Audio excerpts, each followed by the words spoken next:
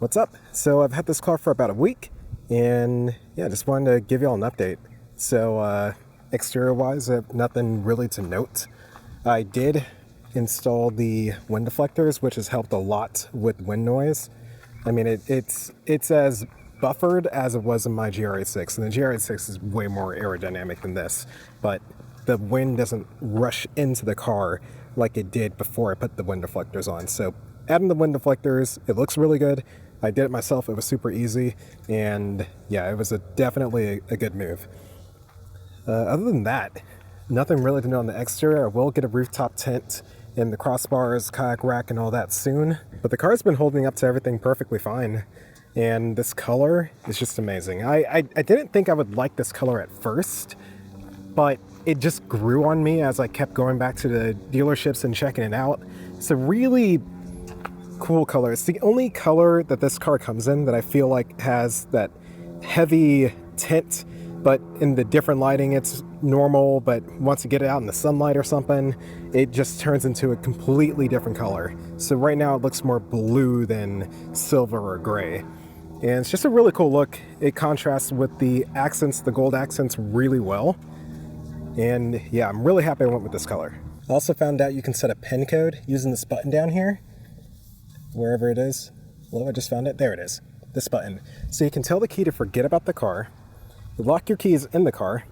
And then whenever you want, you can go back there, push the sequence of buttons. It does like a audible tone every time you enter a digit. And after you enter your 5 digits that you set, it'll unlock the car. And interior wise, I've been in love with the sunroof. It's about to get colder here in Georgia, so may not be using a sunroof as much as I have been the last week, but it's been really nice. You know, doesn't really rush a lot of wind in or anything like that, but I mean, it's kind of recessed back, not very forward, and I sit pretty close to the front of the car, so I don't really feel the wind there, but just really nice. Gives it a really nice open feeling.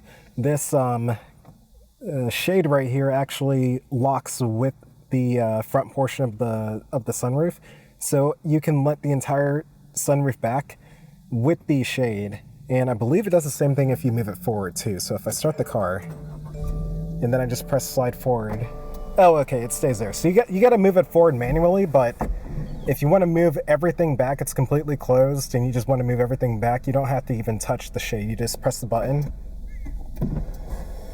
and it all goes back together. And just livability wise, I just filled it up yesterday. So with I would say moderate to high amount of driving, but not dailying it to Atlanta, doing 20 something miles a day, about a tank of gas a week, you get around 400 miles.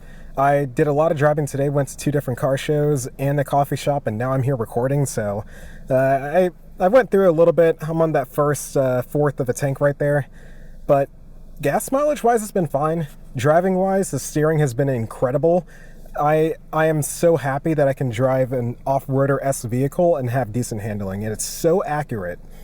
Dare I say this thing drives a little bit sporty, but when you're in the back roads, mountain roads or anything, you not that it's a GR, you can't go with that much confidence, but you can at least confidently be in control of the car and have enough torque from that Boxster to get you around the corners a little bit quicker, pull onto the highway, press that sport mode button, you can go on the highway no problem at all. I mean, you're going to be just as quick, or maybe even a little bit quicker than 90% of the cars on the road anyway. But I say definitely, yeah, go with the 2.5 liter instead of the 2 liter. If you get any Impreza or Crosstrek, it is definitely worth it. I drove the 2.0 and I didn't really like it, but this 2.5 has been pretty capable so far. I have no doubt that when I get the roof rack or anything like that, it'll still be able to pull no problem. Of course, it won't be going as fast, but I don't think it's going to make the car feel bogged down. Maybe this gas mileage will hurt a little bit, but that's all I'm really concerned about. But visibility wise, amazing. Even the fancy semi-automated driving experience is really good on the highways, I'd say. All the driving that I did on the highway to the car shows and all that, I feel like I only drove maybe half the time. The other half the time the car was driving itself. And I just had my hand on the steering wheel like this, and the thing was steering itself, accelerating, keeping distance perfectly fine, reacting to others around the road. it was a really, really nice experience actually. So felt kind of relaxed when I got to my destination. And then I think I mentioned in a different video, but I did say that these headrests were a little bit stiff, but someone commented saying that these soften over time, so I'm not gonna be too worried about that. The infotainment's been easy to use. I have been using the auto hold vehicle where you hold, when you're going to a stop and you press the brake and you're stopped, they'll automatically hold the brake. I don't just keep it on, I only turn it on if I'm right at the beginning of a stoplight. It goes yellow to red and I don't know I gotta wait a minute, or I'm on a hill and there's a bit of traffic, but I know that once I go, I'm going. I'll press that button, let the car hold itself, and just rest my feet.